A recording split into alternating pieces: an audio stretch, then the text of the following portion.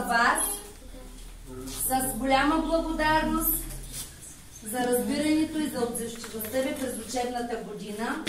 С този танц смехоранчетата спечелиха второ място в националния конкурс с България в сърцето. И с този танц сега сме удостоени на 24 май да участваме на сцената. Единствено от всички градини сме ние удостоени да участваме на сцената. Браво! Не, тя участва. Не само и пълноточек.